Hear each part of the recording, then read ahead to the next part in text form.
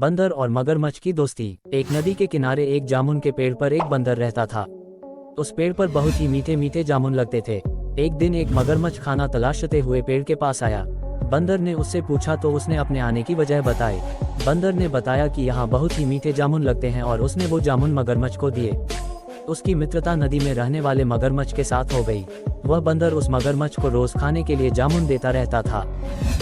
एक दिन उस मगरमच्छ ने कुछ जामुन अपनी पत्नी को भी खिलाए। स्वादिष्ट जामुन खाने के बाद उसने यह सोचकर कि रोजाना ऐसे मीठे फल खाने वाले का दिल भी खूब मीठा होगा, उसने अपने पति से कहा कि उसे उस बंदर का दिल चाहिए और वो इसी जिद पर अड़ गई। उसने बीमारी का बहाना बनाया और कहा कि जब तक बंदर का कलेजा उसे मिलेगा वो पाएगी।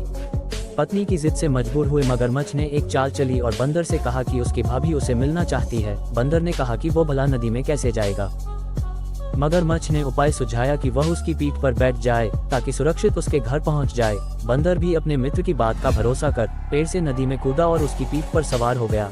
जब वे नदी के बीचों बीच पहुंचे, मगरमच्छ ने सोचा कि अब बंदर को सही बात बताने में कोई हानि नहीं और उसने भेद खोल दिया कि उसकी पत्नी उसका दिल खाना चाहती है। बंदर का दिल टूट गया। उसको धक्का तो लगा, लेकिन उसने अपना धैर्य नहीं खोया।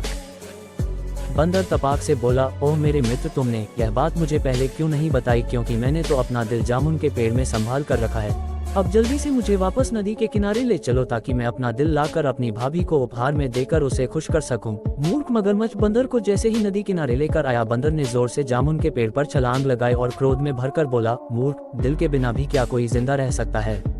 जा, आज से तेरी मेरी दोस्ती खत्म।